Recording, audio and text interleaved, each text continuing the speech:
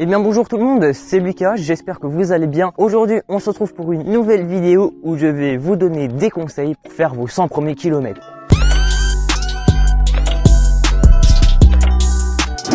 Alors aujourd'hui je vais aller à la rencontre de deux jeunes coureurs que vous avez déjà vus dans une de mes vidéos. Donc c'est tout simplement Rémi et David, je vais vous mettre un petit extrait là.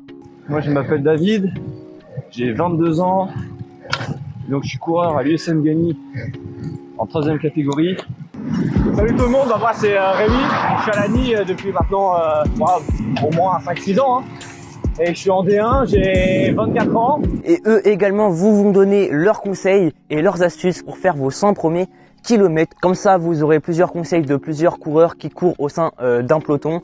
Sur ce, je vous souhaite une bonne vidéo. N'hésitez pas à mettre un petit pouce bleu et à vous abonner, c'est très important. Et puis sur ce, bonne vidéo.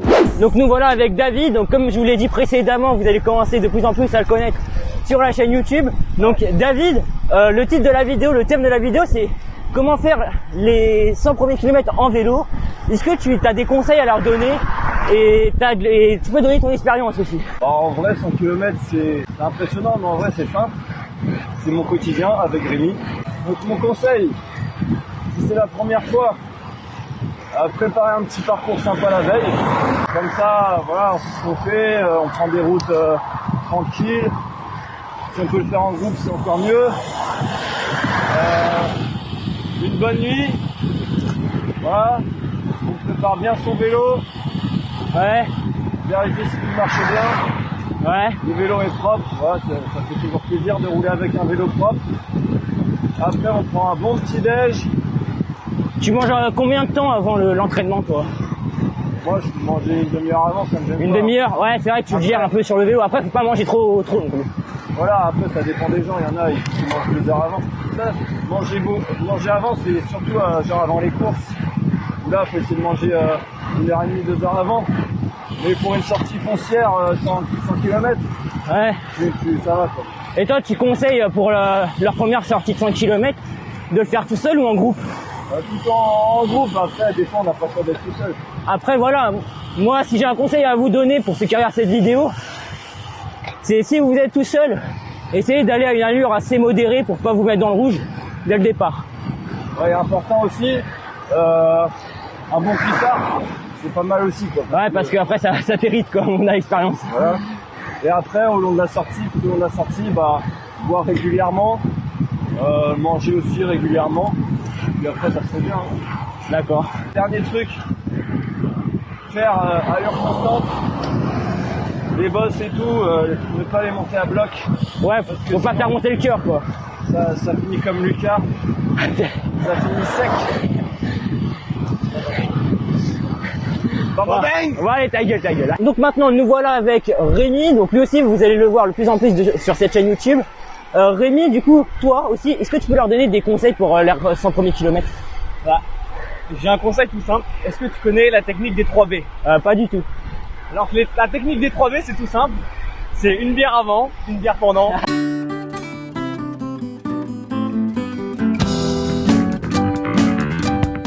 Une bière après. Non les gars, bien sûr faut pas faire ça. Après en vrai la bière, des fois ça veut du bien en vrai. Non c'est bien, c'est une connerie hein. L'histoire de la bière pour la récup, totalement faux. Non bon les gars, c'était le petit moment rigolo et maintenant parle-nous sincèrement. Non, moi ce que je conseille, faut rouler à allure régulier, sans forcément laisser du jus inutilement, hein Lucas?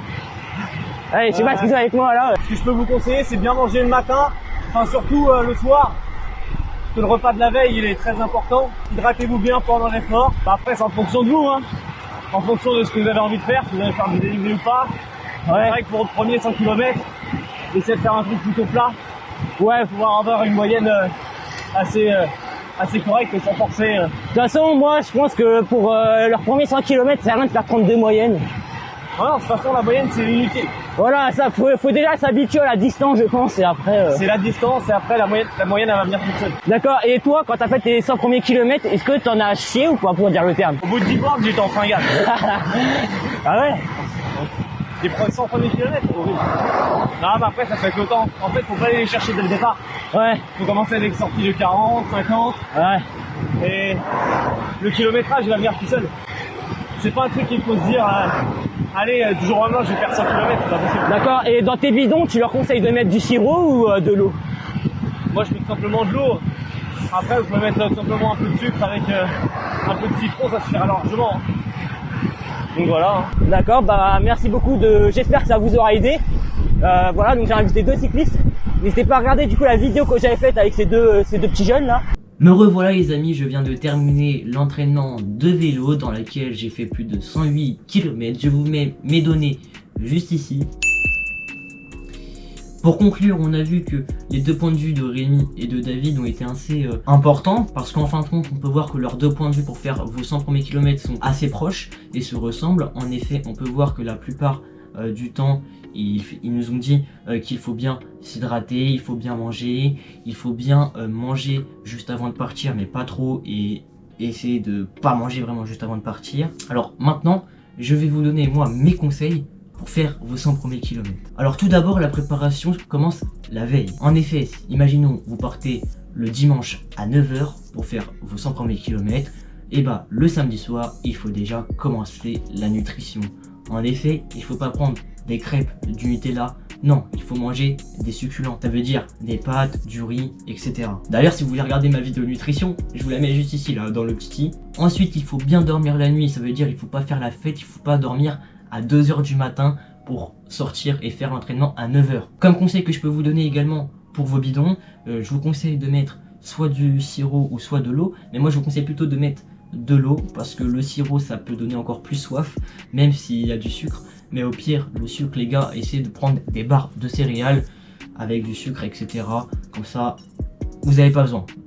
Donc prenez des pâtes de fruits, des barres etc, et prenez de l'eau parce que le sirop c'est bien mais plutôt en course mais pas à l'entraînement, c'est mon point de vue personnel. Ensuite également pensez vraiment à manger, je sais pas, tous les 30 km par exemple. Moi je sais que je mange tous les 80 km, voilà.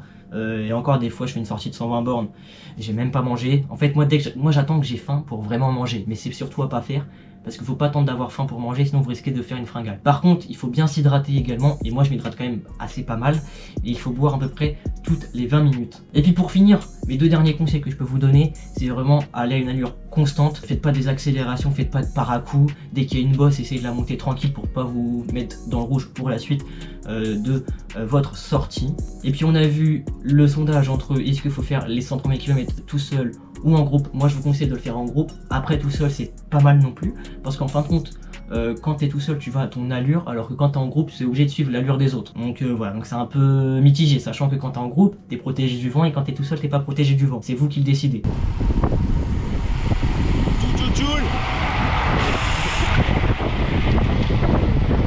Et on se retrouve bientôt pour une nouvelle vidéo. Bye bye bye.